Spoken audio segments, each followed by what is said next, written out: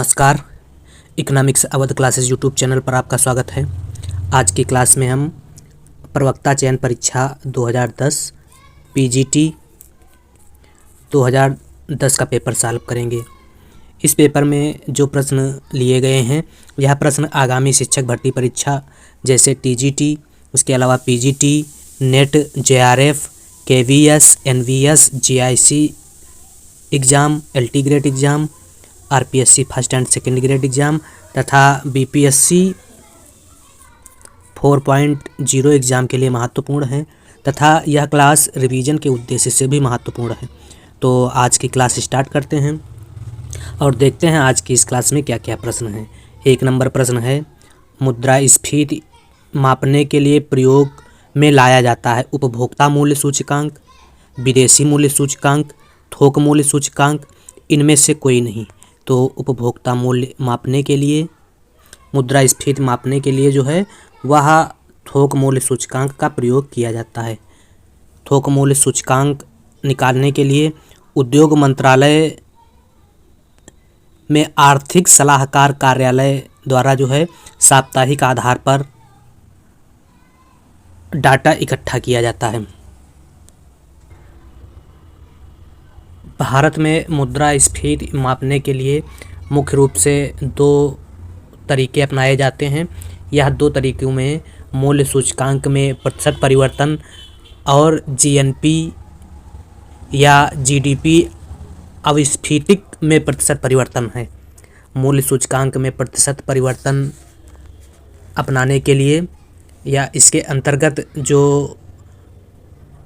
मूल्य सूचकांक प्रयोग में लाए जाते हैं उसमें थोक मूल्य सूचकांक, उपभोक्ता मूल्य सूचकांक तथा उत्पादक मूल्य सूचकांक को शामिल किया जाता है। थोक मूल्य सूचकांक जो है कुछ चुनी हुई वस्तुओं के थोक मूल्यों के सामूहिक औसत मूल्य पर आधारित एक सूचकांक है। भारत और फिलीपींस में मुद्रास्फीति मापने के लिए थोक मूल्य सूचकांक का ही प्रयोग किया जाता है। थोक मूल्य सूचकांक जो होता है वह स्थायी प्रकृति का होता है। हालांकि मुद्रास्फीति मापने के लिए जो है उपभोक्ता मूल्य सूचकांक का प्रयोग भी किया जाता है, लेकिन जो उपभोक्ता मूल्य सूचकांक है वह स्थायी प्रकृति का नहीं होता है, इसलिए थोक मूल्य सूचकांक को ज़्यादा महत्व दिया जाता है। अर्थव्यवस्था में विभिन्न सामाजिक आर्थिक समूहों को शामिल करने के लिए जो है उपभोक्ता मूल्य सूचकांक में थोक मूल्य सूचकांक, उपभोक्ता मूल्य सूचकांक और उत्पादक मूल्य सूचकांक को शामिल किया गया है। तो इस प्रकार से भारत में मुद्रास्फीति मापने के लिए जो मुख्य रूप से थोक मूल्य सूचकांक का प्रयोग किया जाता है। 1 का सही आंसर 3 है। अगला 2 नंबर प्रश्न है, निम्नलिखित में से कौन सा कथन सही नहीं है? सामान्य वस्तुओं के संबंध में आय प्रभाव धनात्मक होता है, निम्न वस्तुओं के संबंध में आय प्रभाव ऋणात्मक होता है, श्रेष्ठ वस्तुओं के संबंध में आय प्रभाव शून्य होता है, गिफिन वस्तुओं के संबंध में आय प्रभाव धनात्मक होता है। तो सामान्य वस्तुओं के संबंध में आय प्रभाव धनात्मक ना होकर आय प्रभाव जो है ऋणात्मक होता है सामान्य वस्तुओं के संदर्भ में। तो ए ऑप्शन ही सही नहीं है। बाकी निम्न वस्तुओं के संबंध में आय प्रभाव, निम्न या निकृष्ट या घटिया वस्तुओं के संदर्भ में आय प्रभाव जो है निम्न वस्तुओं के संदर्भ में आय प्रभाव धनात्मक होता है, ऋणात्मक होता है। श्रेष्ठ वस्तुओं के संबंध में आय प्रभाव शून्य होता है और गिफिन वस्तुओं के संबंध में आय प्रभाव जो है वह धनात्मक होता है। और निम्न वस्तुओं के संदर्भ में आय प्रभाव कैसा होता है? ऋणात्मक होता है। तो इस प्रकार से 1 सही नहीं है। अगला 3 नंबर प्रश्न है, दिए हुए कुल विनियोग व्यय के लिए बचत प्रवृत्ति में वृद्धि होने से ब्याज दर में गिरावट आएगी, आय में गिरावट आएगी, ब्याज दर में वृद्धि होगी, आय में वृद्धि होगी। तो दिए हुए कुल विनियोग व्यय के लिए बचत प्रवृत्ति में वृद्धि होने से आय में गिरावट आएगी, आय में गिरावट आएगी,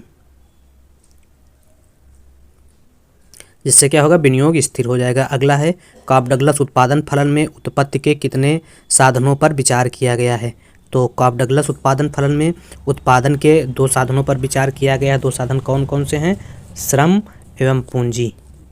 उत्पादन के 2 साधन लिए गए हैं, श्रम एवं पूंजी। तो इस प्रकार से 4 का सही आंसर 1 है। अगला 5 नंबर प्रश्न है, जब सीमांत लागत कम हो रही हो तो औसत लागत सीमांत लागत से, जब सीमांत लागत कम हो रही है तो औसत लागत सीमांत लागत से कम होती है, अधिक होती है, बराबर होती है, इसमें कोई संबंध नहीं होता है।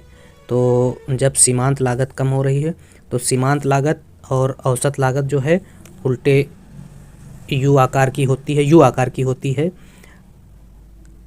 इसमें जो संबंध है वह 3 संबंध मुख्य रूप से देखने को मिलते हैं, या एमसी है या एसी है।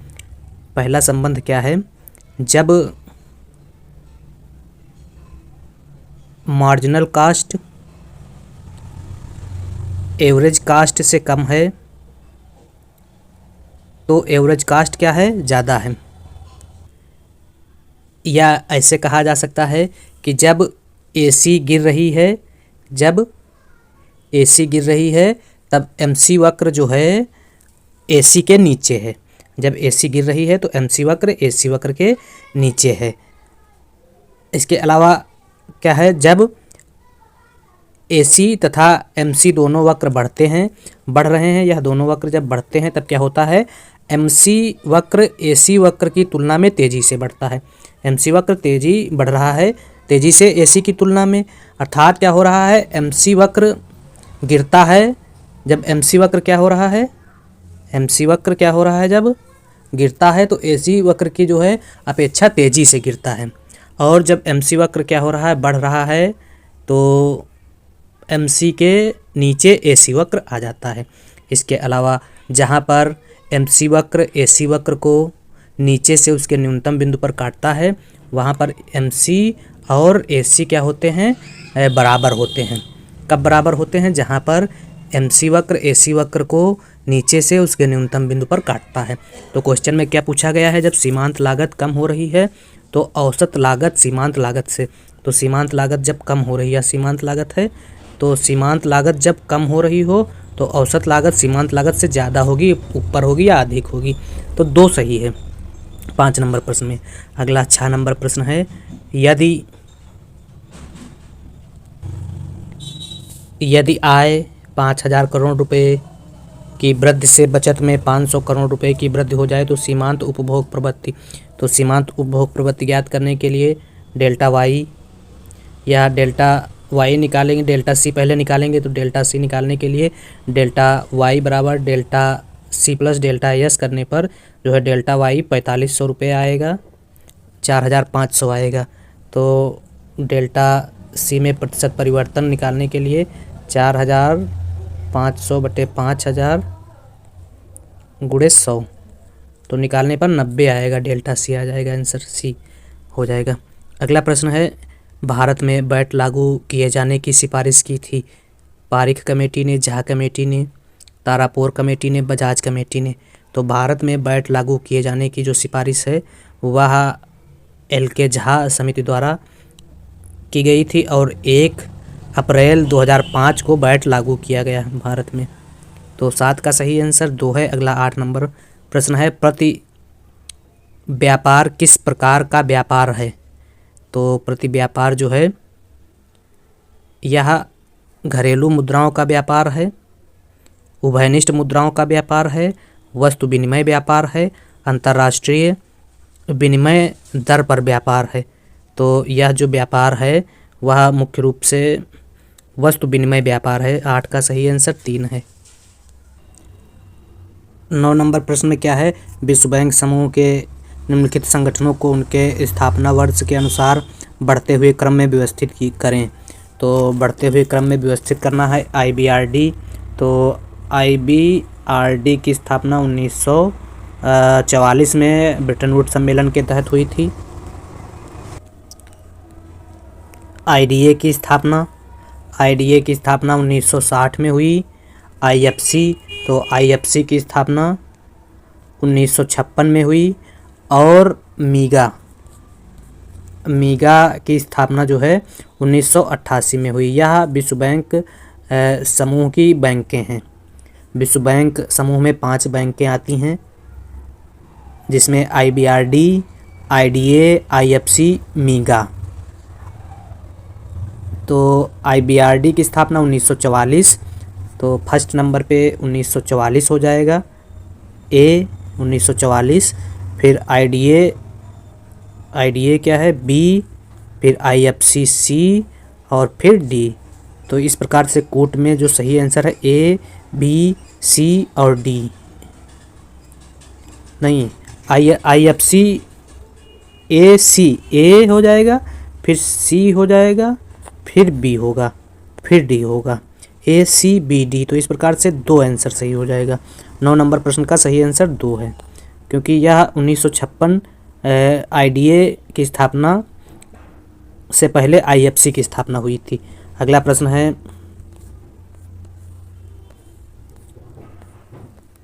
यह तो करंट का हो जाएगा। अगला 11 नंबर प्रश्न है, भारत जैसे देश में जहां बहुत सारे लोग अपनी वास्तविक आय को छिपा ले जाने में सफल रहते हैं, वहां निम्न में से किस कर की वृद्धि सामाजिक आय की दृष्टि से उचित है? तो संपत्ति कर की वृद्धि जो है सामाजिक आय से उचित है। 11 का सही आंसर 4 है। अगला 12 नंबर प्रश्न है, अंतर्राष्ट्रीय विकास संघ की स्थापना कब हुई? तो अंतर्राष्ट्रीय विकास संघ IDA की स्थापना 1960 में हुई थी, और IDA विश्व बैंक समूह का एक बैंक है तथा इसे उदार ऋण खिड़की भी कहा जाता है। अगला प्रश्न 13 नंबर, बाजार की अपूर्णता की कोट निम्न में से किसके द्वारा प्रदर्शित की जाती है? तो बाजार की अपूर्णता की कोट जो है P-MC/P द्वारा प्रदर्शित की जाती, एक सही है। अगला 12वें वित्त आयोग की सिफारिशें, तो 12वें वित्त आयोग की सिफारिशें जो है वह 2005 और 10 के लिए की गई थी, 2 सही है। अगला प्रश्न है, अंकटाड की स्थापना किस वर्ष हुई? तो अंकटाड की स्थापना 1964 में हुई थी। अगला दीर्घकाल में सभी लागतें, तो दीर्घकाल में सभी लागतें क्या होती हैं? परिवर्तनशील होती हैं। 16 का सही आंसर 2 है। अगला 17 नंबर प्रश्न है, 17 नंबर प्रश्न, दीर्घकाल में सभी लागतें इसलिए परिवर्तनशील होती हैं क्योंकि दीर्घकाल में उत्पादक के पास इतना अधिक समय रहता है कि वह उत्पादन क्रिया में प्रत्येक प्रकार का परिवर्तन ला सकता है। वह प्लांट के आकार में भी परिवर्तन कर सकता है तथा नई मशीनों को क्रय कर सकता है। इसलिए दीर्घकाल में उत्पादन की सभी लागतें जो है परिवर्तनशील रहती हैं, और दीर्घकाल उत्पादन फलन के अंतर्गत सभी साधन भी परिवर्तनशील होते हैं। तो इस प्रकार से 2 सही है। 16 नंबर प्रश्न का आंसर 2 सही है। अगला 17 नंबर प्रश्न है, विश्व बैंक प्रदान करता है, तो विश्व बैंक जो है वह विकासशील देशों को मुलायम ऋण प्रदान करता है, और दीर्घकाल विश्व बैंक जो है वह विकासशील देशों को मुलायम ऋण प्रदान करता है, तो एक सही है। अगला, निम्नलिखित में से मांग वक्र में से कौन सा स्थिर लोच वाला वक्र नहीं है? तो रेखिक, तो आयातित अतिपरवलय मांग वक्र जो है स्थिर लोच वाला वक्र नहीं है, 2 सही है। अगला 19 नंबर प्रश्न है, सीमांत लागत संबंधित है, तो सीमांत लागत का संबंध जो है कुल स्थिर लागत से है। कुल स्थिर लागत से जो है सीमांत लागत संबंधित है। सीमांत लागत से तात्पर्य एक अतिरिक्त इकाई के उत्पादन में लगने वाली लागत से है, तो सीमांत लागत का संबंध नहीं है पूछा गया है, तो कुल स्थिर लागत से नहीं है, बाकी कुल परिवर्तनशील लागत से है, औसत परिवर्तनशील लागत से है, और कुल लागत से है सीमांत लागत का संबंध। अगला, सीमांत लागत ज्ञात करने का सूत्र जो होता है तो MCN बराबर होता है TCN-1 हो जाएगा, या इसको इस प्रकार से भी व्यक्त किया जा सकता है। तो 20 का सही आंसर 1 है। अगला 21 नंबर है, स्फीति संबंध प्रतिरोध से तात्पर्य है, तो स्टैगफ्लेशन क्या है? तो उच्च बेरोजगारी एवं उच्च मुद्रास्फीति की स्थिति को स्टैगफ्लेशन कहा जाता है, तो 21 का सही आंसर 1 है। अगला 22 नंबर, उच्च बेरोजगारी, स्थिर रोजगार, मुद्रास्फीति एवं बेरोजगारी के दर को जो है स्टैगफ्लेशन कहा जाता है, तो 1 सही है 21 का। अगला 22 नंबर प्रश्न है, 23 हो जाएगा, रिकार्डो का लगान सिद्धांत, रिकार्डो का तुलनात्मक लागत सिद्धांत है। क्या है? दो देश दो वस्तु मॉडल पर आधारित है, दो देश बहुवस्तु मॉडल पर आधारित है, दो देश बहुदेश मॉडल पर आधारित है, बहुदेश बहुवस्तु मॉडल पर आधारित। तो रिकार्डो का तुलनात्मक लागत सिद्धांत दो देश दो वस्तु मॉडल पर आधारित, 21 का एक सही है। अगला 22 नंबर है, डिश टीवी का सिग्नल है। तो डिश टीवी का सिग्नल जो है सार्वजनिक वस्तु का एग्जाम्पल है, 24 का एक सही है। अगला 25 नंबर प्रश्न है, यदि किसी अर्थव्यवस्था में इस वर्ष 8% स्फीति आंकी जाए तो इसका अर्थ होगा कि उपभोक्ता वस्तुओं की कीमतों में 8% की वृद्धि हो गई है, एक सही है 25 का। 26 मांग की आड़ी लोच होती है। तो मांग की आड़ी लोच जो है संयुक्त मांग वाली वस्तुओं के लिए ऋणात्मक होती है, 4 सही। मांग की आड़ी लोच बराबर होता है ए वस्तु की मांग में आनुपातिक परिवर्तन बटे बी वस्तु की मांग में आनुपातिक परिवर्तन, यह मांग की आड़ी लोच का सूत्र है। अगला 27 नंबर प्रश्न क्या कह रहा है कि तरलता जाल की अवधारणा किसने विकसित की? तो तरलता जाल की अवधारणा का विकास जो है वह कीन्स द्वारा किया गया था। तरलता जाल कीन्स द्वारा विकसित एक प्रमुख अवधारणा है। इस स्थिति में जो है ब्याज दर पूर्णतः न्यून स्तर पर होती है, जिस पर मुद्रा पूर्ति का कोई प्रभाव नहीं पड़ता है। अगला शुम्पीटर के अनुसार उद्यमकर्ता आर्थिक लाभ इसलिए कमाता है क्योंकि वह नवप्रवर्तक होता है। उद्यमकर्ता इसलिए आर्थिक लाभ कमाता, तो 28 का एक सही है। 29 विश्व व्यापार संगठन। विश्व व्यापार संगठन जो है गैर सदस्यों द्वारा स्थापित एक अंतर्राष्ट्रीय संगठन है, जिसकी स्थापना 1 जनवरी 1995 को हुई थी। अगला है, प्रतिकूल भुगतान संतुलन को ठीक करने के लिए निम्न उपायों में से कौन सा उपाय मौद्रिक उपाय नहीं है? तो अपस्फीति, विनिमय नियंत्रण, अवमूल्यन जो है मौद्रिक उपाय है। आयात और निर्यात प्रतिबंध जो है मौद्रिक उपाय नहीं है। यह क्या है? यह मात्रात्मक उपाय है, आयात और निर्यात प्रतिबंध, तो सही हो जाएगा 4-30 का। अगला 5 नंबर प्रश्न है, पूर्ण प्रतियोगिता की वह कौन सी विशेषता है जो एकाधिकारात्मक प्रतियोगिता में लागू नहीं होती है? तो एक स्वरूप उत्पाद जो है पूर्ण प्रतियोगिता एवं एकाधिकारात्मक में नहीं होता है, 31 का 3 सही। अगला 32 नंबर प्रश्न है, यदि उत्पादन फलन एक कोटि समजातीय है तो निम्नलिखित में से क्या तात्पर्य है? तो उत्पादन फलन जब एक कोटि या प्रथम कोटि का समजातीय है तो वह पैमाने के स्थिर प्रतिफल को बताता है, 32 का 3 सही है। अगला 33 नंबर प्रश्न, एक सीधी रेखा वाले मांग वक्र के मध्य भाग की लोच बराबर होगी, तो 1 के बराबर होगी। मध्य भाग की लोच जो है 1 के बराबर होगी। अगला प्रश्न है, यह पूछा गया है। अगला प्रश्न है, एक फर्म तब तक उत्पादन करेगी जब तक, तो फर्म तब तक उत्पादन करेगी जब तक MC बराबर AC बराबर AR के होगा, 1 सही है। अगला प्रश्न है, उत्पादन की कुल लागत बराबर होती है, तो उत्पादन की कुल लागत होती है स्थिर लागत प्लस परिवर्तनशील लागत, 1 सही है। 35। अगला 36, संतापकारी समृद्धि की संकल्पना के प्रतिपादक हैं, तो संतापकारी समृद्धि या वृद्धि की संकल्पना के प्रतिपादक जो हैं जगदीश भगवती हैं। अगला है, यदि मांग पूर्णतः बेलोचदार हो तब कर का संपूर्ण भाग किस पे पड़ेगा? तो जब मांग पूर्णतः बेलोचदार होती है तब कर का संपूर्ण भाग जो है विक्रेता पर पड़ेगा, 37 का सही आंसर क्रेता पर पड़ेगा। मांग पूर्णतः बेलोचदार हो तब क्रेता पर पड़ेगा, तो 37 का आंसर 2 सही है। अगला 38, निम्नलिखित में से कौन केंद्रीय बैंक का कार्य नहीं है? तो केंद्रीय बैंक के कार्यों में साख सृजन, तो साख सृजन का कार्य जो है वह वाणिज्यिक बैंक करती हैं, यह कार्य नहीं है। बाकी साख नियंत्रण, मुद्रा पूर्ति का प्रबंधन, विदेशी मुद्रा का नियमन, यह केंद्रीय बैंक के कार्य हैं। अगला 39 नंबर प्रश्न है, मुद्रा के मूल्य का फिशर का समीकरण संबंध स्थापित करता है, तो मुद्रा के मूल्य का फिशर का संबंध जो है वह फिशर समीकरण का संबंध जो है मुद्रा तथा मूल्य के बीच प्रत्यक्ष तथा अनुपातिक संबंध से, 39 एक सही है। 40, यदि जब कोई देश अपनी मुद्रा का अवमूल्यन करता है तब इसका यह प्रभाव होता है कि तो अवमूल्यन से आयात महंगे हो जाते हैं और निर्यात सस्ते हो जाते हैं।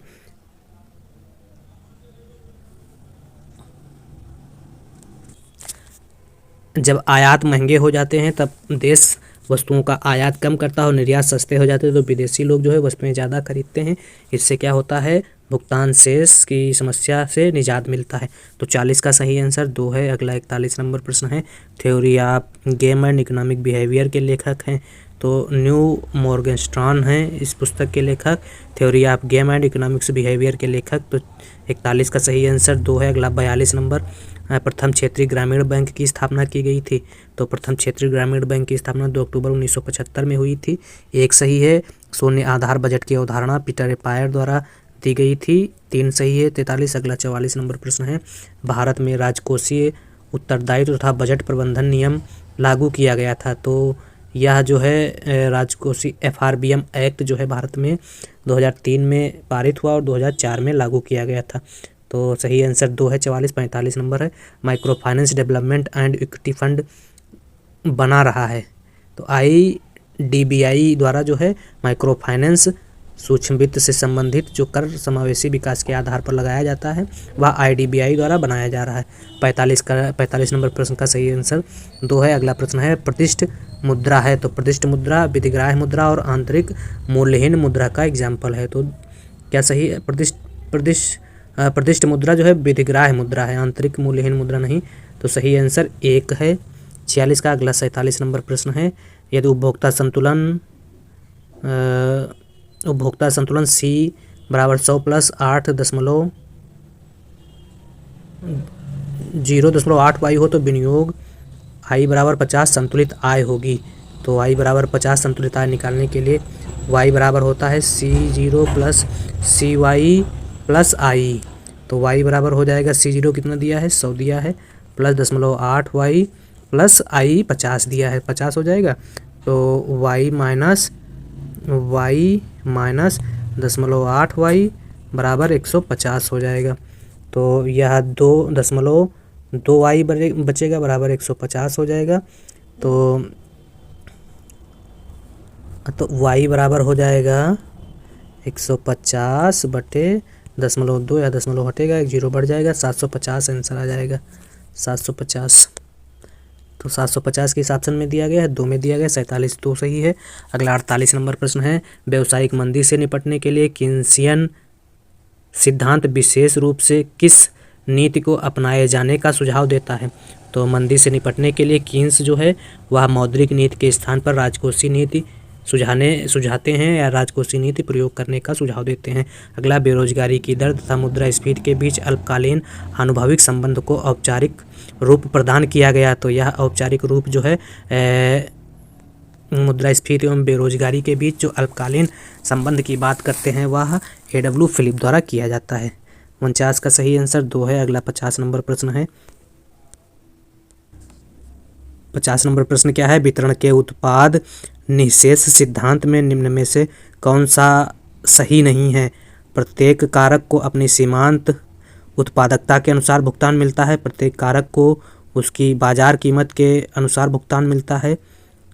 तो उत्पादन के कारकों की संख्या कितनी भी हो उत्पादन कैसे मिलता है? तो यह सही नहीं है, एक सही नहीं है 50 का। अगला 51 नंबर प्रश्न है, किसी फर्म के संतुलन की आवश्यक शर्त क्या है? तो फर्म के संतुलन की जो आवश्यक शर्त है, पहली शर्त है MR और MC बराबर हों, और दूसरी शर्त है कि संतुलन बिंदु पर MC वक्र MR वक्र को नीचे से काटे। तो 1 और 2 दोनों सही हैं, तो 4 आंसर हो जाएगा। अगला 52 नंबर प्रश्न है, वस्तु की मांग मात्रा व उसकी कीमत के बीच परिमाणात्मक संबंध की व्याख्या की जाती है। तो वस्तु की मांग मात्रा और उसकी कीमत के बीच जो है परिमाणात्मक संबंध की बात मांग की लोच के आधार पर की जाती है। 2 सही है। 52 का मांग की लोच होता है मांगी गई मात्रा में आनुपातिक परिवर्तन बटे कीमत में आनुपातिक परिवर्तन, मांग की लोच हो जाती है। अगला, उपभोक्ता साम्य में होगा जब? तो उपभोक्ता संतुलन में कब होगा? जब MUX बराबर MUX अपान PX बराबर MUY अपान PY होगा। या इसके अलावा उपभोक्ता का संतुलन तब होता है जब बजट रेखा को तटस्थता वक्र स्पर्श करता है, वहाँ पर उपभोक्ता का संतुलन होता है। यहाँ पर उपभोक्ता का संतुलन है। अगला प्रश्न है, आयताकार अतिपरवलय आकार का वक्र होता है। तो आयताकार अतिपरवलय आकार का वक्र जो है AFC होता है। AFC क्या बताता है? यह AFC है जो जिसकी लोच इकाई के बराबर होती है। आयताकार अतिपरवलय होता है जो बताता है कि उत्पादन बढ़ने पर AFC घटती जाती है। X अक्ष पर उत्पादन लिया गया है, Y अक्ष पर AFC को लिया गया है, जो बता रहा है उत्पादन बढ़ने पर AFC घटती जाती है। अगला प्रश्न है 55 नंबर, स्फीतिकारी प्रवृत्तियों को नियंत्रित करने के लिए प्रयोग किया जाता है। तो स्फीतिकारी प्रवृत्तियों को नियंत्रित करने के लिए बैंक दर, नगद आरक्षण अनुपात, रेपो दर और सर्वाधिक नगद अनुपात, इनमें से सभी का प्रयोग किया जाता है। ए का भी, बी का भी, सी का डी और डी का भी, चारों का प्रयोग किया जाता है। अगला, अंतर्राष्ट्रीय व्यापार के प्रतिष्ठित सिद्धांत के अनुसार दो देश व्यापार इसलिए करते हैं कि वे परिवहन लागत महत्वपूर्ण है, समाज को श्रेष्ठ वस्तु उपभोग के लिए प्राप्त होती हैं, देश प्रशुल्क लगाते हैं, उत्पादन की दशाएं भिन्न हैं। तो क्या होता है? उत्पादन की दशाएं भिन्न होती हैं। अंतर्राष्ट्रीय व्यापार के प्रतिष्ठित सिद्धांत के अनुसार दो देशों के मध्य व्यापार निरपेक्ष लागत के आधार पर उत्पादन की भिन्न दशाओं के कारण किया जाता है। इससे दोनों देश अपने व्यापार जो है सुलाभ को अधिकतम करते हैं। ठीक, अगला प्रश्न है 57 नंबर। भारतीय स्टेट बैंक की स्थापना हुई तो गोरेवाला समिति की अनुशंसा पर भारतीय स्टेट बैंक की स्थापना हुई थी, जो 1955 में भारतीय स्टेट बैंक ने कार्य करना प्रारंभ किया था। और भारतीय स्टेट बैंक से पहले इस बैंक का नाम जो है इंपीरियल बैंक था। इंपीरियल बैंक की स्थापना 1921 में की गई थी और 1955 में स्टेट बैंक, भारतीय स्टेट बैंक, इसका नाम किया गया था इंपीरियल बैंक। अगला है कर कीमत में जुड़ जाता है जब। तो कर कीमत में कब जुड़ता है? जब मांग अत्यधिक बेलोचदार होती है, मांग अत्यधिक लोचदार होती है, पूर्ति अत्यधिक लोचदार होती है, पूर्णतया लोचदार होती है। तो कर कीमत में जब जुड़ता है जब मांग क्या होती है? अत्यधिक बेलोचदार होती है। तो सही आंसर 58 का 3 है। 59, यदि कर की दर सभी आय वर्गों के लिए समान हो तो वह कर होगा। तो सभी आय वर्गों के लिए कर की दर जब समान होती है तो वह कर जो है आनुपातिक कर का एग्जाम्पल होता है। तो 59 का सही आंसर 3। अगला 60, गिफिन वस्तुओं के संबंध में कीमत उपभोग वक्र एक्स अक्ष के समांतर होगा, वाई अक्ष के समांतर होगा। दोनों अक्षों के मध्य 45 अंश का कोण बनाएगा, किसी एक अक्ष की ओर झुक जाएगा। तो गिफिन वस्तुओं के संदर्भ में कीमत उपभोग वक्र किसी एक अक्ष की ओर झुक जाएगा। 45 का आंसर 4 सही है। अगला 46 नंबर प्रश्न है, 60 का सही आंसर जो है 4 है। अगला 61 नंबर प्रश्न है, निम्नलिखित में से कौन पूर्ण प्रतियोगिता की आवश्यक शर्त नहीं है? तो पूर्ण प्रतियोगिता के लिए जो आवश्यक शर्तें हैं उन शर्तों में वस्तु विभेद की पूर्ण अनुपस्थिति, ठीक, उत्पादन के साधनों की पूर्ण गतिशीलता, परिवहन लागत का अभाव, ठीक है, तीनों है। विक्रय लागतों की उपस्थिति या विज्ञापन पर खर्च पूर्ण प्रतियोगिता में नहीं होता है। या एकाधिकारात्मक प्रतियोगिता में और अल्पाधिकार बाजार में विज्ञापन पर खर्च जो है महत्वपूर्ण माना जाता है। अगला प्रश्न है, एंजिल के नियम के अनुसार खाद्य पदार्थों की मांग की लोच। तो एंजिल के नियम के अनुसार खाद्य पदार्थों की मांग की लोच जो है वह इकाई से कम होती है। एक सही है। 62 नंबर प्रश्न का आंसर। 63 नंबर है, मांग प्रोत्साहित स्फीति का कारण है। ऊंचे करारोपण, अधिक उत्पादन लागत में वृद्धि, जनसंख्या में वृद्धि। तो मांग प्रोत्साहित स्फीति का कारण जो है जनसंख्या में वृद्धि है। 63 का सही आंसर 4 है। अगला 64 नंबर प्रश्न है, गुणक का संबंध है। तो गुणक का संबंध जो है वह MPC से सीधा होता है और MPS से विपरीत होता है। तो इसमें सीमांत बचत प्रवृत्ति से उल्टा, तो MPS से उल्टा या विपरीत होता है, और सीमांत उपभोग प्रवृत्ति से सीधा होता है। तो यह संबंध सही है, सीमांत बचत प्रवृत्ति से उल्टा होता है। ठीक, तो 64 नंबर प्रश्न का सही आंसर जो है 1 है। इसके अलावा अगर गुणक के सूत्रों की बात की जाए तो के बराबर होता है 1/1 माइनस MPC होता है, और इसके अलावा के बराबर होता है 1/MPS। यह गुणक के सूत्र हैं। अगला प्रश्न है 65 नंबर प्रश्न, सामान्यतः करारोपण में समानता के सिद्धांत को किसके द्वारा संतुष्ट माना जाता है? तो करारोपण के सिद्धांत में समानता को जो है वह समानुपातिक करारोपण द्वारा संतुष्ट माना जाता है। 65 का सही आंसर 1 है। अगला 66 नंबर प्रश्न है, हेक्सर-ओलिन के अंतर्राष्ट्रीय व्यापार सिद्धांत की निम्न में से कौन सी एक मान्यता नहीं है? तो दो राष्ट्रों के मध्य साधनों के एंडाउमेंट में अंतर होना, यह हेक्सर-ओलिन की मान्यता नहीं है। बाकी दो राष्ट्रों के उत्पाद विभेदीकृत होना, उत्पादन फलनों का समरूप होना, वस्तुओं की कीमतों से साधनों की कीमतों का निर्धारण होना, यह सभी हैं, ए वाला नहीं है। अगला प्रश्न है जनसंख्या विस्फोट जननांकिकी संक्रमण सिद्धांत की किस अवस्था से संबंधित है? प्रथम, द्वितीय, तृतीय, चतुर्थ। द्वितीय व चतुर्थ, द्वितीय तृतीय। तो जनसंख्या विस्फोट जो है जननांकिकी संक्रमण के द्वितीय सिद्धांत से या द्वितीय अवस्था से संबंध रखता है। अगला प्रश्न है सामान्य लाभ को परिभाषित करती है।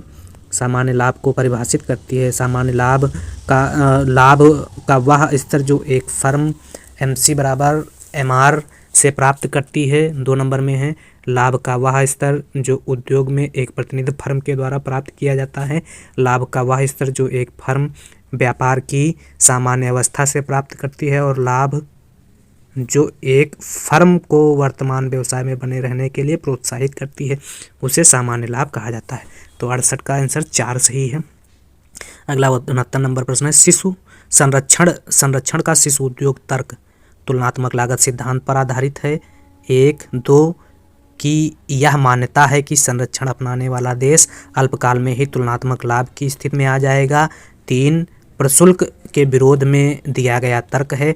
और 4 नंबर ऑप्शन में क्या दिया गया है? देश के भुगतान शेष में असंतुलन दूर करने के उद्देश्य से आयातों पर प्रतिबंध लगाने के लिए दिया जाता है। तो 69 का सही आंसर 4 है। अगला है 70 नंबर प्रश्न है पहले राष्ट्रीय श्रम आयोग का गठन किया गया। तो पहले राष्ट्रीय श्रम आयोग का गठन जो है 1966 में किया गया। 70 का सही आंसर 3 है। 71 नंबर है दोहा वार्ता हुई। तो दोहा वार्ता 2001 में कतर में हुई थी। 70 का 1 सही 71 है। जब एक देश के निर्यातों की मांग की कीमत लोच आयातों की तुलना में कम हो जाती है तब उस देश की व्यापार शर्तों की प्रवृत्ति होती है अनुकूल होने की, प्रतिकूल होने की, अपरिवर्तित होने की, अनिर्धारणीय होने की। तो ऐसी स्थिति में उस देश की व्यापार शर्त अनुकूल होने की होती है। 72 नंबर प्रश्न का सही आंसर 1 है। 73 नंबर निम्नलिखित में से कौन सा कथन सही है? सही कथन पूछा गया किसी देश का भुगतान संतुलन हमेशा संतुलित रहता है। तो भुगतान संतुलन जो है हमेशा संतुलित रहता है, सही है। और व्यापार शेष हमेशा असंतुलित रहता है, ठीक है। यह कथन पहला ही सही है। अगला प्रश्न है 74 नंबर है विश्व व्यापार संगठन की स्थापना किस वर्ष हुई? तो 1995 1 जनवरी 1995 को विश्व व्यापार संगठन की स्थापना हुई, ठीक।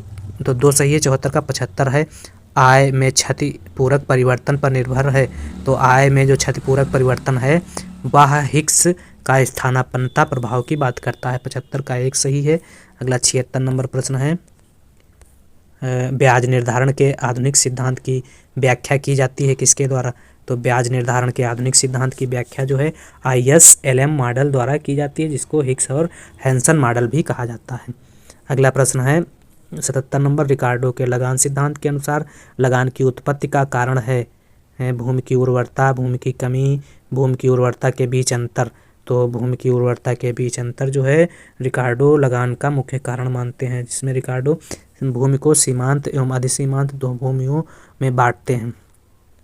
अगला प्रश्न है 78 नंबर है जब मांग वक्र x अक्ष के समांतर एक सीधी रेखा के रूप में होता है तो यह बताता है कि मांग की लोच शून्य है, इकाई से कम होती है, इकाई से अधिक होती है, अनंत होती है। तो यह जब x अक्ष के समांतर मांग की लोच होती है तो वह अनंत या पूर्णतया लोचदार मांग वक्र होता है। और अगर y अक्ष के समांतर हो तो पूर्णतया बेलोचदार होता है और मांग की लोच 0 होती है। और x अक्ष के समांतर हो तो अनंत होती है, ठीक। अगला प्रश्न है रिकार्डो के अनुसार भूमि की हस्तांतरण आय होती है। तो रिकार्डो के अनुसार भूमि की हस्तांतरण आय जो है वह शून्य होती है। 3 सही है।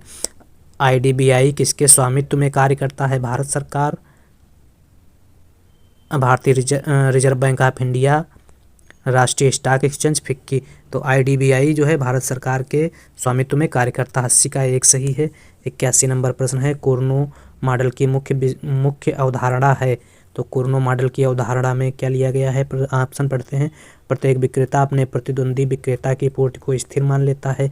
प्रत्येक विक्रेता अपने प्रतिद्वंदी की कीमत को स्थिर मान लेता है। प्रत्येक विक्रेता अपने प्रतिद्वंदी विक्रेता के लाभ को स्थिर मान लेता है। प्रत्येक विक्रेता अपने प्रतिद्वंदी की लागत को स्थिर मान लेता है। तो कुर्नो मॉडल में कुर्नो का मॉडल जो है द्वयाधिकार मॉडल है। इसमें प्रत्येक विक्रेता अपने प्रतिद्वंदी की पूर्ति को स्थिर मान लेता है, ठीक।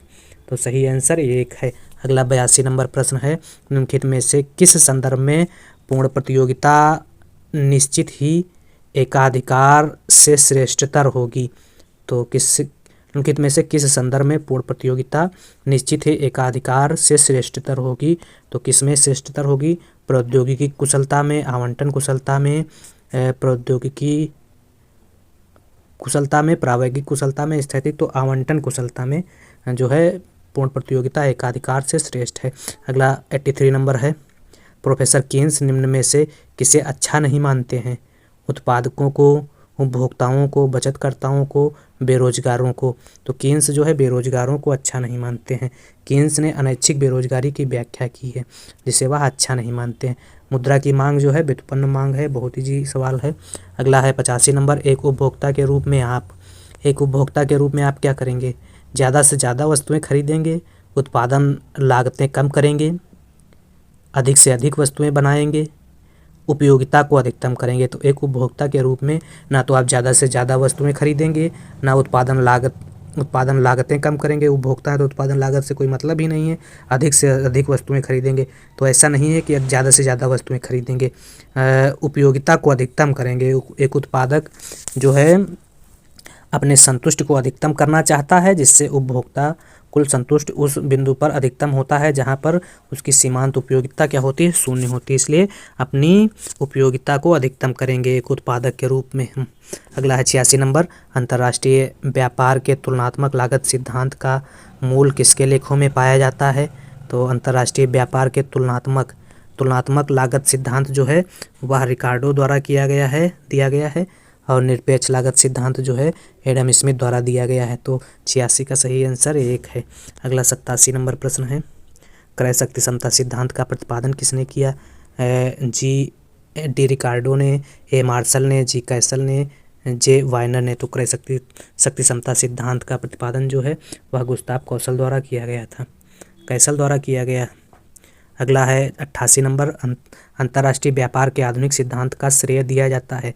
तो अंतर्राष्ट्रीय व्यापार के आधुनिक सिद्धांत का श्रेय जो है वह बर्टिन ओलिन को दिया जाता है, ये सही है। नाबार्ड की स्थापना वर्ष पूछा गया है, तो 12 जुलाई 1982 को हुई थी। 82 दो ऑप्शन में दिया गया है, तो 89 प्रश्न का सही आंसर 2 है। अगला है 19। अगला कौन सा एक स्रोत सरकार के राजस्व का स्रोत नहीं माना जाता है?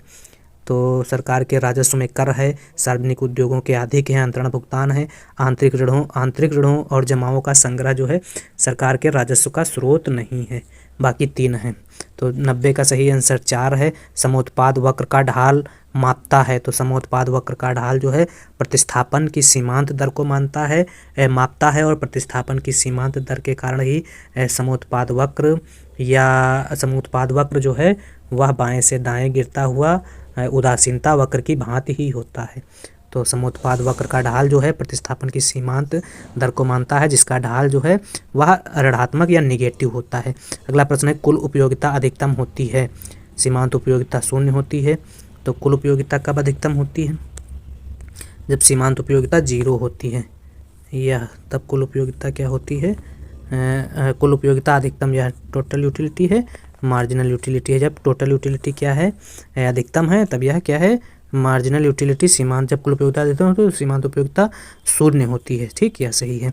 और अगला संबंध अगर देखा जाए टीयू और एमयू में, तो जब कुल उपयोगिता बढ़ रही है तो मार्जिनल यूटिलिटी घट रही है, और जब कुल उपयोगिता घटने लगती है तो मार्जिनल यूटिलिटी क्या हो जा रही है? ऋणात्मक हो जा रही है। 3 संबंध टोटल यूटिलिटी और मार्जिनल यूटिलिटी में है, यहाँ से एक प्रश्न एग्जाम में बनता है।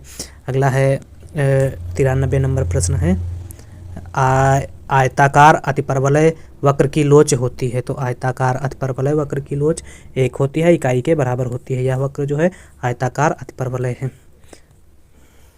अगला है 94 प्रश्न, सीमांत उपयोगिता को जिस सूत्र से ज्ञात किया जा सकता है वह है। तो सीमांत उपयोगिता मार्जिनल यूटिलिटी बराबर होता है total utility n minus total utility n-1। 1 number option सही है। 94 में 95 है, मांग की लोच इकाई के बराबर होगी जब सीमांत आय होगा। तो मांग की लोच इकाई के बराबर होगी जब सीमांत आय जो है 0 होगा, यह दिया गया है इसमें। मांग की लोच जब सीमांत आय मार्जिनल रेवेन्यू इकाई के बराबर है तब मांग की लोच 0 है, यह दिया गया है। इसके अलावा जब ई मांग की लोच इकाई से ज़्यादा है, 1 से ज़्यादा है, तब क्या होता है, MR धनात्मक है और 1 से कम है तो MR ऋणात्मक हो जा रहा है। तो जब मांग की लोच इकाई के बराबर होती है, मांग की लोच इकाई के बराबर जब होगी, जब सीमांत आय होगा 0 होगा। ठीक, 2 सही है। 95-96 नंबर प्रश्न है, भारत का सबसे बड़ा राष्ट्रीयकृत बैंक कौन है? तो भारत का सबसे बड़ा राष्ट्रीयकृत bank reserve bank of India है, सेंट्रल बैंक ऑफ इंडिया है, स्टेट बैंक ऑफ इंडिया है, बैंक ऑफ इंडिया है। तो स्टेट बैंक ऑफ इंडिया है। स्टेट बैंक ऑफ इंडिया की स्थापना 1955 में हुई और स्टेट बैंक ऑफ इंडिया जो है इंपीरियल बैंक का परिवर्तित नाम है। अगला 97 नंबर प्रश्न है, निम्न कारकों में से किस एक का प्रभाव मुद्रा प्रचलन के वेग को प्रभावित नहीं करता है? तो मुद्रा प्रचलन के वेग को कौन सा कारक प्रभावित नहीं करता है? इसमें है मुद्रा की मात्रा, व्यापारिक फर्मों की बिक्री हेतु लागतें, ऋण सुविधाएं, व्यापारिक परिस्थितियां। उनके में से किस एक का प्रभाव मुद्रा प्रचलन वेग को प्रभावित नहीं करता है?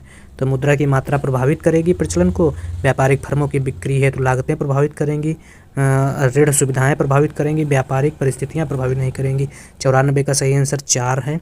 97 का। अगला 98 नंबर प्रश्न है, भारतीय रिजर्व बैंक द्वारा नोट निर्गमन की किस पद्धति का अनुसरण किया जाता है? आनुपातिक कोष, न्यूनतम कोष, न्यूनतम विश्वास मार्जिन पद्धति, अधिकतम विश्वास सार्जिन या मार्जिन पद्धति। तो भारतीय रिजर्व बैंक द्वारा नोट निर्गमन की न्यूनतम कोष प्रणाली या पद्धति का प्रयोग किया जाता है।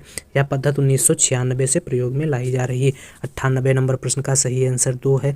99 नंबर प्रश्न है, जिस ब्याज दर पर भारतीय रिजर्व बैंक वाणिज्यिक बैंक को अल्पकालीन ऋण देता है उसे कहते हैं। तो जिस ब्याज दर पर भारतीय रिजर्व बैंक वाणिज्यिक बैंक को अल्पकालीन ऋण देता है उसे क्या कहते हैं? रेपो दर कहते हैं। रेपो दर 2 में दिया गया है, 2 सही है। 100 नंबर 99 नंबर प्रश्न का आंसर 100 नंबर है, आप बाजार में वस्तु की कीमत उसकी उपयोगिता के बराबर देते हैं, उसकी सीमांत उपयोगिता के बराबर देते हैं, जो विक्रेता जो भाव बताता है वह देते हैं, आप स्वयं जो देना चाहते हैं वह देते हैं। तो बाजार में किसी वस्तु की कीमत जो है उसकी सीमांत उपयोगिता के बराबर देते हैं, जितनी हमारी सीमांत उपयोगिता होती है उतना के बराबर कीमत दी जाती है। 101 नंबर प्रश्न है, भारत में कृषि कराधान के ठीक होने का कारण है? जोतों की बिखरी हुई प्रकृति, उत्पादन में मौसमीपन और विश्व में कहीं भी कृषि पर कर नहीं होना, कर संग्रहण में बढ़ता हुआ उपरिव्यय और राजनीतिक इच्छा शक्ति में कमी। तो यही हो जाएगा कठिन होना। कराधान कठिन होने का कारण कर संग्रहण में बढ़ता हुआ उपरिव्यय और राजनीतिक इच्छा शक्ति की कमी। 101 का सही आंसर 4 है। 102 निम्नलिखित में से किस एक प्रकार के राजस्व का बंटवारा केंद्र सरकार राज्य सरकारों के साथ नहीं करती है? तो इसमें सीमा कर का बंटवारा जो है और निगम कर का बंटवारा केंद्र राज्यों के साथ नहीं करती है बल्कि खुद अपने पास रख लेती है। तो सीमा कर के साथ साथ निगम कर होगा जो राज्य सरकारों के पास केंद्र नहीं बांटती है। केंद्र सरकार इनको खुद वसूलती है और खुद अपने पास रखती है खर्च के लिए। अगला है 103 नंबर प्रश्न में, जिस कर का दबाव एवं भार एक ही व्यक्ति पर पड़े उसे कहते हैं। तो जिस कर का भार एवं दबाव एक ही व्यक्ति पर पड़ता है उसे प्रत्यक्ष कर कहा जाता है। प्रत्यक्ष कर के संबंध में कराघात एवं करापात एक ही व्यक्ति पर पड़ता है। कराघात क्या होता है? कर का जो प्रारंभिक मौद्रिक मूल्य होता है उसे कराघात कहते हैं और कर का जो अंतिम मौद्रिक मूल्य होता है उसे करापात कहा जाता है। तो प्रत्यक्ष कर हो जाएगा। प्रत्यक्ष कर किसे कहते हैं? तो प्रत्यक्ष कर वह कर होता है जिस व्यक्ति पर लगाया जाता है वही व्यक्ति अदा करता है, किसी दूसरे पर नहीं डाल सकता है। जैसे निगम कर, आयकर प्रत्यक्ष कर के एग्जाम्पल हैं। इसी प्रकार से अप्रत्यक्ष कर किसे कहते हैं? जिस व्यक्ति पर अप्रत्यक्ष कर लगाया जाता है वह व्यक्ति दूसरे पर टालने में सफल हो जाता है, उसे अप्रत्यक्ष कर कहते हैं। इसके अंतर्गत सीमा कर, संपत्ति कर, सीमा कर, बिक्री कर, सेवा कर, उत्पाद कर, मनोरंजन कर एवं जीएसटी को शामिल किया जाता है। अगला 104 नंबर प्रश्न है, मुद्रा परिमाण सिद्धांत के कैम्ब्रिज समीकरण में यदि कुल उत्पाद Y और मुद्रा M दोनों अपरिवर्तित रहें और के में वृद्धि हो जाए तो निरपेक्ष मूल्य स्तर गिर जाएगा। एक सही 104 का। 105 कर अपवंचन से तात्पर्य है गैर कानूनी तरीके से कर भुगतान न करने की कोशिश।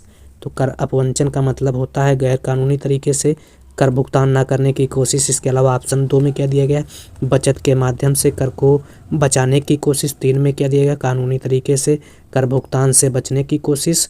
और 4 में 2 और 3 दोनों सही हैं। तो कर अपवंचन जो है वह गैर कानूनी तरीके से कर भुगतान न करने की कोशिश। 105 का एक सही है। अगला प्रश्न है, यदि निर्यातों व आयातों की मांग की लोच इकाई के बराबर हो तब अवमूल्यन, तो इकाई के बराबर हो तो अवमूल्यन भुगतान शेष अनुकूल हो जाएगा। इकाई के बराबर होगी तो भुगतान शेष अनुकूल हो जाएगा। यदि निर्यातों एवं आयातों की मांग की लोच इकाई के बराबर हो, तो जब इकाई के बराबर होगी तो अप्रभावित रहेगा, तो अप्रभावित रहेगा 3 सही हो जाएगा। अप्रभावित रहेगा तो इसका सही आंसर 3 है। जब निर्यातों और आयातों की मांग की लोच इकाई के बराबर हो तो अवमूल्यन जो है वह अप्रभावित रहेगा। और अगर निर्यातों प्लस आयातों की मांग की लोच इकाई से ज़्यादा है तो भुगतान शेष पर अनुकूल प्रभाव पड़ेगा। और निर्यातों प्लस आयातों की मांग की लोच इकाई से कम है तो भुगतान शेष पर प्रतिकूल प्रभाव पड़ेगा। और अगर बराबर है तो कोई प्रभाव नहीं पड़ेगा, अप्रभावित रहेगी। तो 3 सही है 106 का। 107 एसडीआर के संबंध में क्या सत्य नहीं है, तो पढ़ते हैं ऑप्शन, देखते हैं क्या सत्य नहीं है। यह लेखे की इकाई है, सही है। इसे कागजी स्वर्ण भी कहा जाता है, यह भी सही है। इसका हस्तांतरण आसानी से हो जाता है। अगला देखते हैं, इसका प्रयोग करने पर सदस्य देशों को साधारण ब्याज देना पड़ता है। तो एसडीआर जो है इसका हस्तांतरण आसानी से नहीं होता है। तो 2 सही 107 का आंसर। एसडीआर की अगर बात की जाए तो अंतर्राष्ट्रीय तरलता बढ़ाने के लिए आईएमएफ ने जो है एसडीआर की शुरुआत की थी।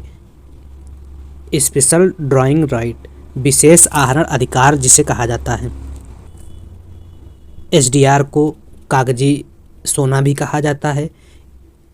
इस योजना की शुरुआत जो है आईएमएफ द्वारा अंतर्राष्ट्रीय तरलता में आई कमी को पूरा करने के लिए किया गया था तथा यह योजना जो है 1969 से शुरू की गई थी। तो इसका हस्तांतरण जो है आसानी से नहीं किया जा सकता है। तो यह गलत है, बाकी सारे सही। 3 नंबर ऑप्शन गलत है, बाकी सारे सही हैं। अगला 108 नंबर प्रश्न है, फ्रीडमैन का समीकरण दिया गया है में कीमत स्तर की प्रत्याशित परिवर्तन की दर को व्यक्त करता है। तो यह कीमत स्तर की प्रत्याशित परिवर्तन दर को जो है MD/P द्वारा व्यक्त किया जा रहा है। सही आंसर 108 का 3 है। आभास लगान है, तो अल्पकाल में अस्थायी अतिरेक को आभास लगान कहा जाता है। इसमें अल्पकालीन स्थायी अतिरेक, दीर्घकालीन स्थायी अतिरेक, तो अल्पकालीन अस्थायी अतिरेक को लगान कहा जाता है। 3 सही 109 नंबर प्रश्न का। इसकी परिभाषा, इसकी व्याख्या जो है सर्वप्रथम मार्शल द्वारा की गई थी। अल्पकाल में स्थिर साधनों द्वारा अर्जित आय को जो है मार्शल क्या कहते हैं, आभास लगान कहते हैं, क्वासिडेंट कहते हैं। अगला 110 नंबर प्रश्न है, निम्न चित्र में उत्पादन बंद होने वाला बिंदु कौन सा है। तो उत्पादन बंद होने वाला बिंदु जो है वह सी बिंदु है, यहाँ पर उत्पादन बंद हो जाएगा। इसके नीचे उत्पादन नहीं होगा। एवीसी के बराबर जब कीमत होगी, एवीसी और कीमत जब बराबर हो जाएगी, यहीं पर क्या होगा, उत्पादन बंद हो जाएगा। तो यह कहाँ पे है, यह सी बिंदु पर हो रहा है। तो 110 का सही आंसर सी। 111 निम्नलिखित में से कौन एक अप्रत्यक्ष कर नहीं है। तो अप्रत्यक्ष कर नहीं है, तो इसमें देखना पड़ेगा कौन कौन से कर हैं। तो उत्पाद कर अप्रत्यक्ष कर है, और सीमा कर अप्रत्यक्ष कर है, सेवा कर अप्रत्यक्ष कर है, निगम कर जो है अप्रत्यक्ष कर नहीं है, यह अप्रत्यक्ष कर है। निगम कर के अलावा आय कर जो है अप्रत्यक्ष कर का एग्जाम्पल है। और उत्पाद, सेवा, सीमा, बिक्री, मनोरंजन, जीएसटी, वैट, यह सब अप्रत्यक्ष कर के एग्जाम्पल हैं। 112 नंबर प्रश्न है, उपभोग प्रवृत्ति में वृद्धि से संबंधित उपाय नहीं है। तो उपभोग प्रवृत्ति में वृद्धि से संबंधित उपाय जो है भूमिका समाजीकरण नहीं है। बाकी वृद्धावस्था पेंशन, मजदूरी नीति में सुधार, प्रतिगामी कर हैं। भूमिका सामाजिकरण 112 का सही आंसर 1 है। 113 AR MR तथा मांग की लोच के मध्य संबंध को बताया जा सकता है। तो यह संबंध जो है ED बताने के लिए AR/AR माइनस MR द्वारा व्यक्त किया जाता है। तो सही आंसर 3 है 113 का। अगला है 114 नंबर प्रश्न है, मूल्यवर्धित कर पण्यवर्त कर से अलग है क्योंकि मूल्यवर्धित कर में कर आधार से सामग्री की लागत घटाई जाती है, उत्पादन की अंतिम अवस्था में एकत्र किया जाता है, कर की दर पण्यवर्त कर की दर से कम है, इनमें से सभी। तो मूल्यवर्धित कर में जो है कर आधार से सामग्री की लागत घटाई जाती है। एक सही है 114 नंबर प्रश्न में। 115 नंबर प्रश्न है, निम्नलिखित में से कौन देसी बैंकर के अंतर्गत नहीं आता है? महाजन, क्षेत्रीय ग्रामीण बैंक, सर्राफा और चिट्ठी। तो जो वित्त के स्रोत हैं ग्रामीण क्षेत्रों पर, उसमें वित्त के स्रोतों को मुख्य रूप से 2 भागों में बांट सकते हैं, उसमें संस्थागत स्रोत और गैर संस्थागत स्रोत। तो जो महाजन, सर्राफा और चिट्ठी जो है यह गैर संस्थागत स्रोत के अंतर्गत आते हैं। बाकी क्षेत्रीय ग्रामीण बैंक जो है संस्थागत स्रोत के अंतर्गत आता है, इसलिए यह अलग है। तो यह नहीं आता है, देसी बैंकरों में यह नहीं आता है क्षेत्रीय ग्रामीण बैंक। अगला प्रश्न है 116 नंबर, भारत में वर्तमान विदेशी विनिमय दर प्रणाली को कहा जाता है। तो भारत में वर्तमान में जो विदेशी विनिमय दर प्रणाली है उसे क्या कहा जाता है? स्थिर विनिमय दर प्रणाली, तैरती विनिमय दर प्रणाली, अग्रिम विनिमय दर प्रणाली, प्रबंधित तैरतीय विनिमय दर प्रणाली। तो वर्तमान में जो विनिमय दर प्रणाली को भारत में प्रतिबंधित तैरती विनिमय दर प्रणाली कहा जाता है। 1994 के बाद से लागू है। तो प्रतिबंधित तैरती विनिमय दर प्रणाली हो जाएगा। 116 नंबर प्रश्न का सही आंसर 4 है। 117 नंबर प्रश्न है, व्यापार की शर्तें निर्दिष्ट करती हैं निर्यात उपार्जनों से आयात व्ययों का आधिक्य, व्यापार समझौते, निर्यात कीमतों एवं आयात कीमतों के बीच अनुपात, वे शर्तें एवं दशाएं जिन पर भुगतान संतुलन की कठिनाइयाँ होने पर किसी देश को ऋण का प्रस्ताव किया जाता है। तो व्यापार की शर्तें जो है निर्दिष्ट करती हैं आयात का मूल्य बटे निर्यात का कुल मूल्य, आयात का कुल मूल्य बटे निर्यात का कुल मूल्य। तो हो जाएगा निर्यात कीमतों एवं आयात कीमतों के बीच अनुपात को व्यापार शर्तें निर्दिष्ट करती। 17 का सही आंसर 3 है। 118, अनुकूलतम शुल्क वह है जो शुल्क के सुलाभ को अधिकतम करे, शुल्क से हानि को न्यूनतम करे, शुल्क से सुलाभ एवं शुल्क से हानि को बराबर करे। तो अनुकूलतम शुल्क से तात्पर्य शुल्क की दर, शुल्क के द्वारा जो प्राप्त अधिकतम लाभ से है। तो हानि को न्यूनतम करे या लाभ को अधिकतम करे, ऐसा हो जाएगा, कह सकते हैं। 118 का एक सही है। 119 नंबर प्रश्न, निम्नलिखित में से कौन केंद्रीय बैंक का कार्य नहीं है? तो केंद्रीय बैंक के कार्यों में नोट निर्गमन का कार्य है, बैंक दर नियंत्रण का कार्य है, आंकड़े प्रकाशन का कार्य है। साख सृजन का कार्य नहीं, साख नियंत्रण का कार्य करता है। तो साख सृजन का कार्य जो है वाणिज्यिक बैंक करती है। तो 103 का सही आंसर 3 है। 104, आयताकार अतिपरवलय आकार वाले मांग वक्र की लोच होगी। तो आयताकार अतिपरवलय वाले मांग वक्र की लोच जो है वह इकाई के बराबर होगी। तो इकाई के बराबर किसमें दिया गया है? एक ऑप्शन दिया गया है। 120 का एक सही है। 121, यदि सीमांत बचत की प्रवृत्ति का मतलब MPC दिया है, MPS दिया है, MPS का मान हो जाएगा 0.4। तो के निकालना है, गुणक निकालना, के बराबर होता है 1/MPS। तो 1/0.4 दिया गया है, तो दशमलव हटेगा, 1 0 बढ़ जाएगा, तो 5/2, तो 2 दूना 4, दशमलव हटेगा, बढ़ेगा 0 2.5 आ जाएगा आंसर। और अगर MPC दिया होता तो सूत्र लगता है 1/1 - MPC, यह सूत्र हो जाता।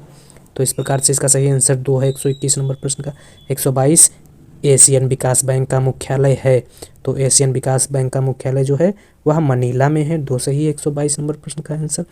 मनी इंटरेस्ट एंड प्राइस के लेखक तो केन्स हैं, फ्रीडमैन हैं, पेटिंकन हैं, बॉमेल हैं। तो मनी, इंटरेस्ट एंड प्राइस पुस्तक के लेखक पेटिंकन हैं। डॉन पेटिंकन ने यह पुस्तक 1956 में प्रकाशित हुई थी।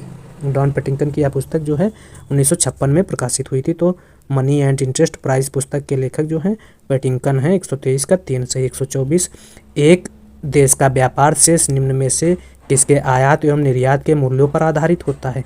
तो एक देश का व्यापार शेष की बात की जा रही है।